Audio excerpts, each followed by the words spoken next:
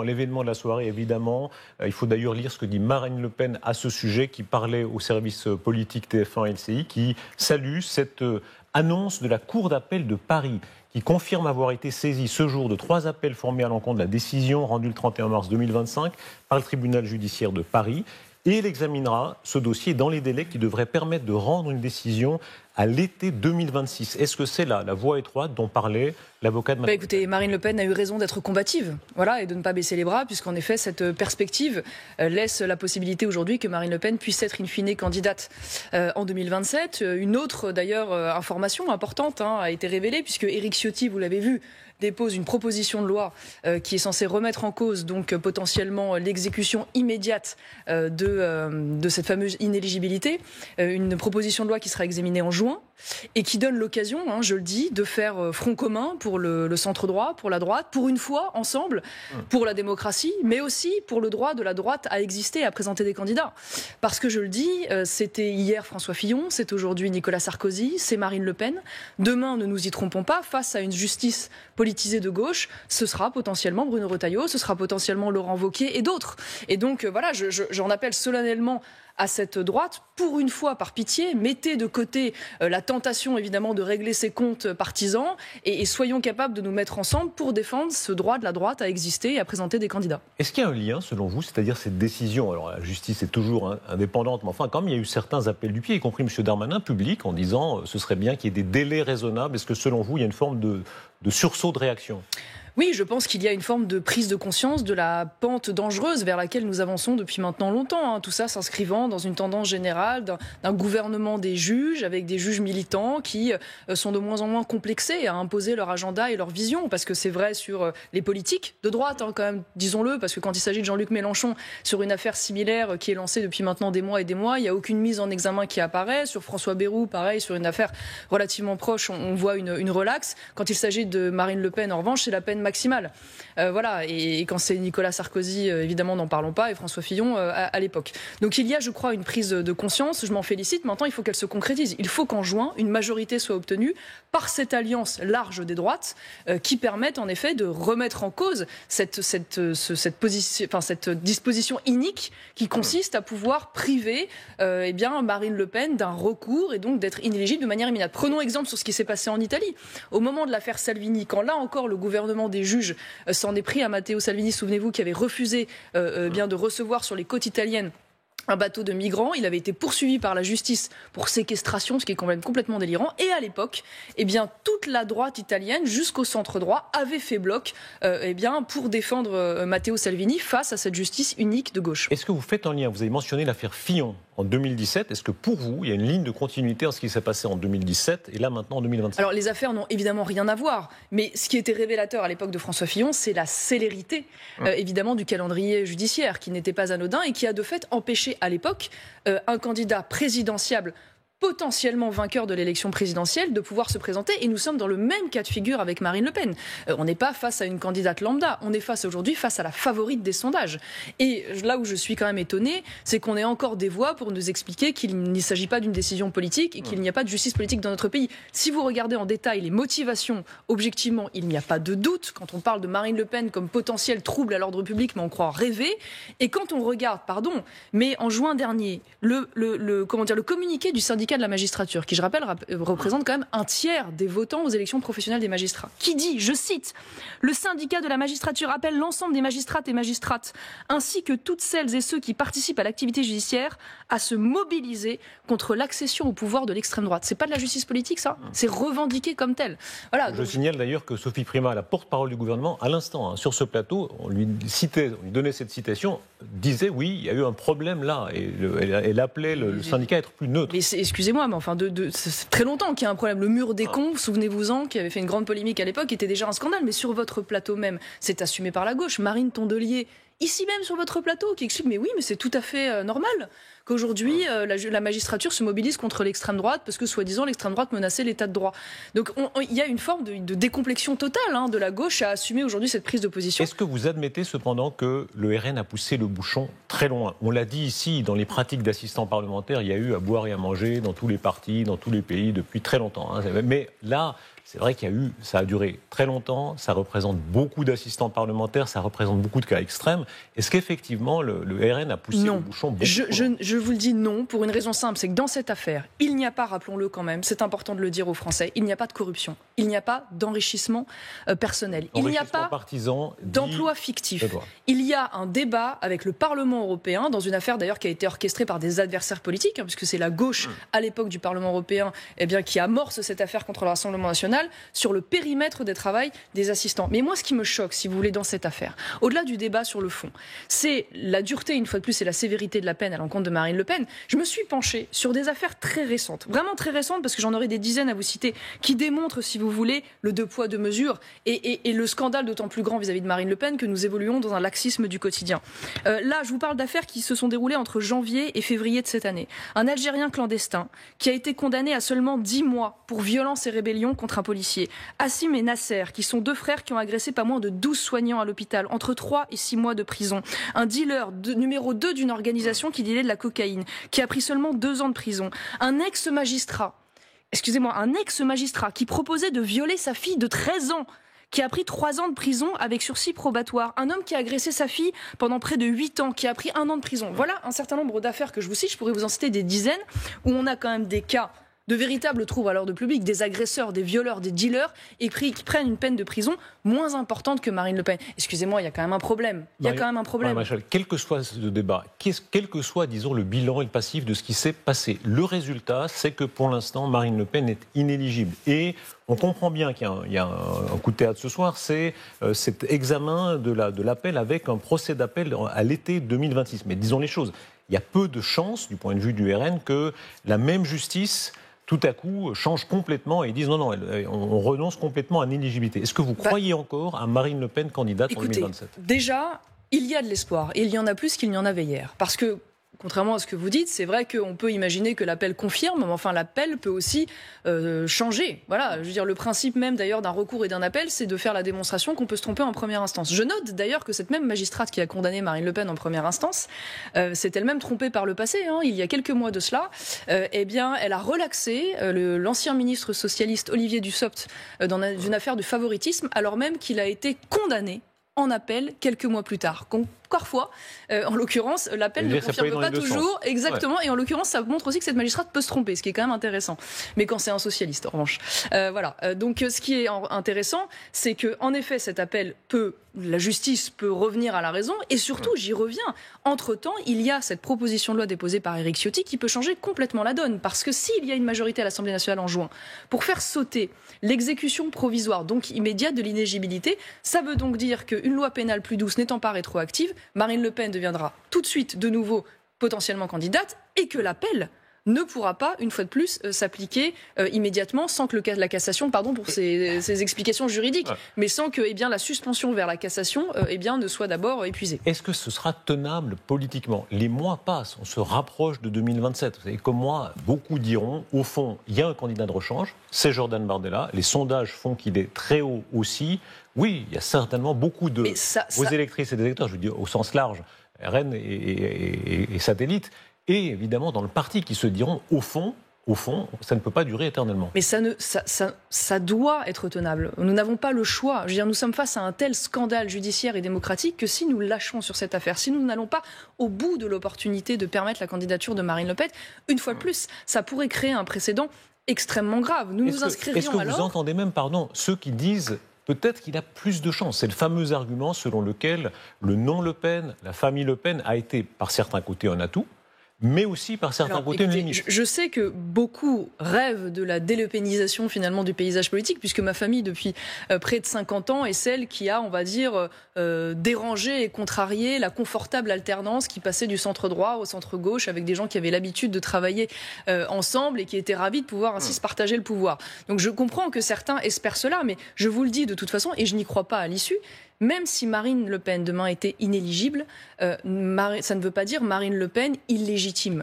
Et au fond, quel que soit le résultat, et j'espère évidemment qu'il permettra l'élection de Marine et sa candidature, quel que soit le résultat, Marine Le Pen restera incontournable dans la prochaine élection. Expliquez bien. Si, mettons, on a compris que tout est possible, mais enfin, mettons que Marine Le Pen, vous dites, pourrait ne pas être éligible. Ça veut dire que rien ne se ferait sans elle. Ça veut dire qu'aujourd'hui, elle a une telle légitimité au sein du camp national, elle a un tel leadership, elle a construit une telle relation avec les Français, quoi qu'on en dise, et elle est forte d'une telle expérience qu'elle sera incontournable dans le jeu, que rien ne se fera sans elle, quel que soit d'ailleurs le candidat. Et donc à partir de là, une fois plus, Marine inéligible ne veut pas dire Marine illégitime. Ça veut dire que c'est elle qui désignera son dauphin, par exemple. Il me semble évident que rien ne se fera sans son soutien. Et aucune victoire ne serait envisageable d'ailleurs sans son soutien.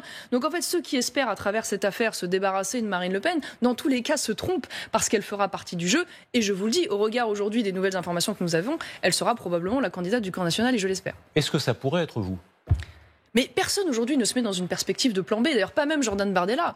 Moi-même, comme Jordan Bardella. Vous venez de me dire vous-même, il est possible. Je suis en train de me dire qu'il n'y aura pas de délepénisation, en dépit de ce que certains espèrent, de la vie politique. Si c'était vous, ce ne serait pas délepénisé, pour reprendre votre néologisme. Je crois que ce qui est important, c'est que personne au sein du camp national ne se positionne dans un plan B pour une raison simple, c'est que Marine Le Pen, à l'heure où je vous parle, est candidate. Elle n'a pas renoncé à la candidature. Et d'ailleurs, elle sera peut-être candidate au regard des nouvelles informations. Donc on ne va pas commencer, si vous voulez, à s'installer dans une guerre de succession et à réfléchir à ce que pourrait être le nouveau chemin, alors que le chemin Marine Le Pen est encore ouvert et davantage aujourd'hui qu'il ne l'était hier. Mais pour être clair, ça c'est la vie politique de tout le monde. Et ça peut arriver à tout le monde. Je crois que c'est d'ailleurs quelqu'un de votre parti qui disait hier on peut tomber dans l'escalier. Ça c'est notre lot commun. Oui, d'accord. On va commencer à envisager la mort des uns et des autres. Est-ce que Jordan Bardella est le candidat naturel ou au fond, est-ce que le jour venu, il y aurait une compétition ?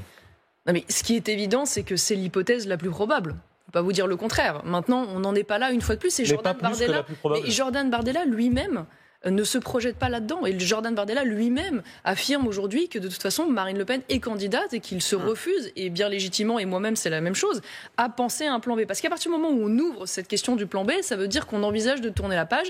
Et là, l'état d'esprit qui nous amène tous, à la fois le Rassemblement national et ses alliés dont je fais partie, c'est d'être combatif jusqu'au bout et de refuser cette mise à mort politique par des juges de gauche. Quand vous dites que Mme Le Pen, de toute façon, restera légitime, qu'elle aura un rôle, quoi qu'il arrive, est-ce que ça veut dire aussi qu'une forme de ticket serait possible ? On l'a évoqué hier, y compris des gens de votre parti, disons hors caméra. Enfin, l'idée qu'il y a un ticket Jordan Bardella candidat, et Marine Le Pen, potentielle première ministre. Je ne sais pas ce qui a pu être envisagé et anticipé. Ce qui est sûr, je ne sais pas, ticket dans la vie politique française et à la présidentielle, ça n'existe pas vraiment. Mais par contre, ce qui existe... quand même, oui. Justement, Marine Le Pen, dans l'autre sens, Marine Le Pen et Jordan Bardella. Ce qui existe, c'est une Marine Le Pen, c'est ce que je vous ai dit, une Marine Le Pen qui, même inéligible, restera légitime et qui, à partir de là, aura un rôle incontournable pour la victoire. Et donc, sera forcément en soutien et associé. Et puis, vous savez, la vie politique est longue. Donc, d'ailleurs, les élections ne s'arrêtent pas en 2027 et d'autres perspectives existent. Il y a des élections entre les deux, il y a des élections après, il y a des élections législatives. Voilà, donc maintenant la question, c'est de savoir que faisons-nous politiquement pour s'assurer que le camp national puisse être représenté par Marine Le Pen en 2027. Et une fois de plus, le premier rendez-vous, c'est ce vote au Parlement européen, excusez-moi, vu que je parle Parlement européen, mais à l'Assemblée nationale en juin. Et donc l'objectif pour moi, ce soir, c'est un appel solennel que je fais, solennel à la droite, au centre droit et plus largement à tous ceux qui veulent défendre la démocratie, de dire...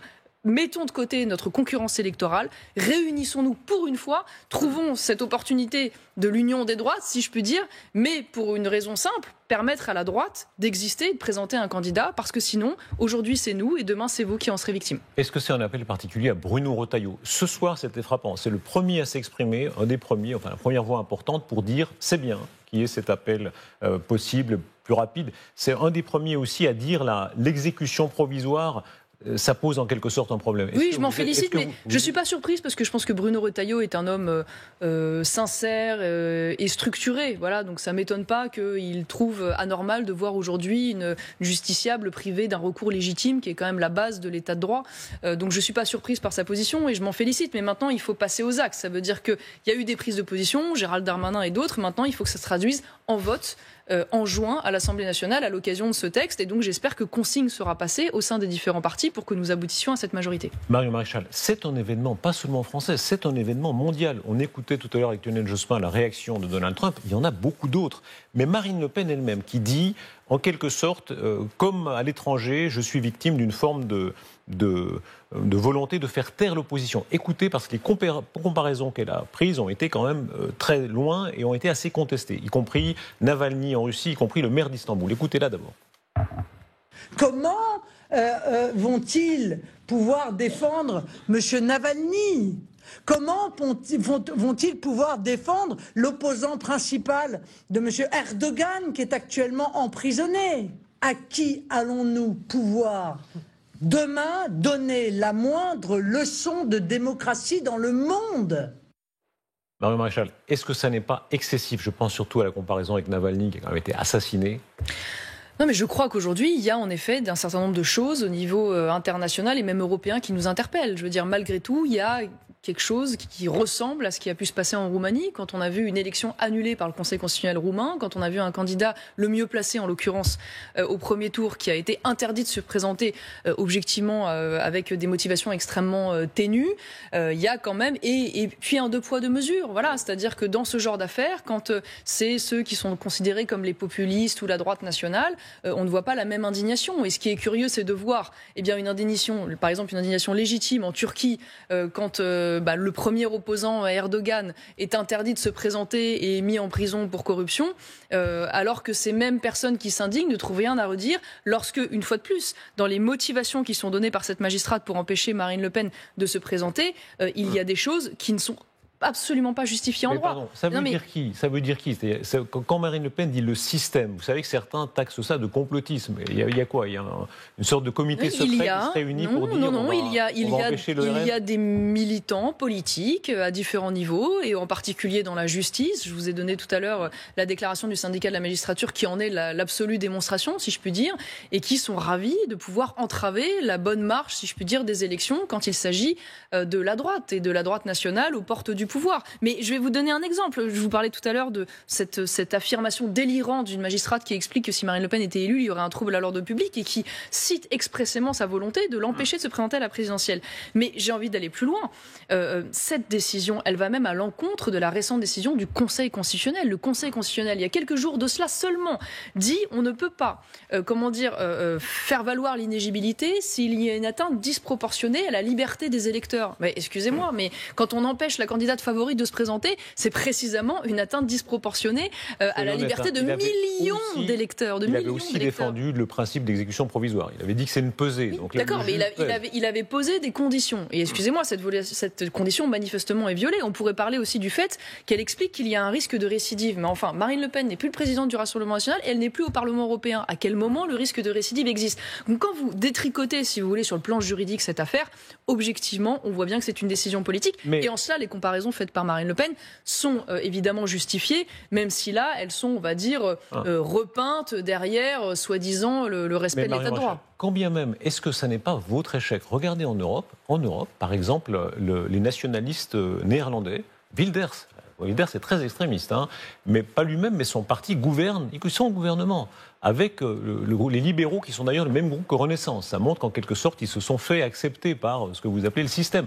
En Italie, Madame Meloni, elle a réussi, elle est au pouvoir, elle réussit en grande partie, et elle s'est en quelque sorte dédiabolisée selon le lieu commun. Elle a réussi. Au fond, est-ce que cette affaire ne signe pas aussi un peu votre échec de fait? Non, je ne crois pas. Je crois que tous les pays ne fonctionnent pas malheureusement de la même manière. Je crois que pour le coup, vous parlez de l'Italie, mais le gouvernement des juges, ça existe aussi en Italie. Je vous ai cité l'affaire Salvini, qui lui-même a été poursuivi pour des raisons complètement délirantes. On pourrait parler de l'affaire albanaise, dans laquelle Meloni a là encore été entravée. Donc ce sujet de la souveraineté du peuple entravée par les juges, c'est pas un sujet franco-français, mais il se trouve que les nôtres, manifestement, sont plus décomplexés et plus audacieux, ce qui est un vrai sujet. Maintenant, ça pose la question également mais ça, on parle depuis longtemps entre nous, c'est sur ce plateau, des moyens qu'on se donne pour construire une majorité. Et là, je vous surprends pas en vous disant que oui, moi je souhaite une union des droites large.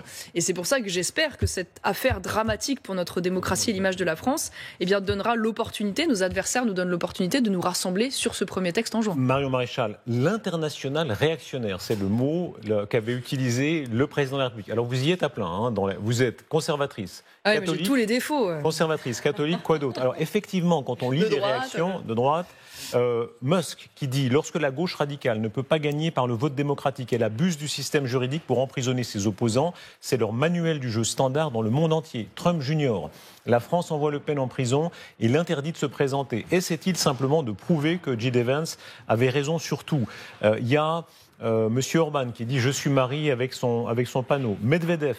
Après la décision de justice rendue, il semble que comme le 31 mars 1814, il fait allusion à l'arrivée des Cosaques à Paris, seuls les Cosaques russes puissent ramener la liberté en France. Mais est-ce que Marine Le Pen les attendra? Est-ce que tout ça, c'est votre famille?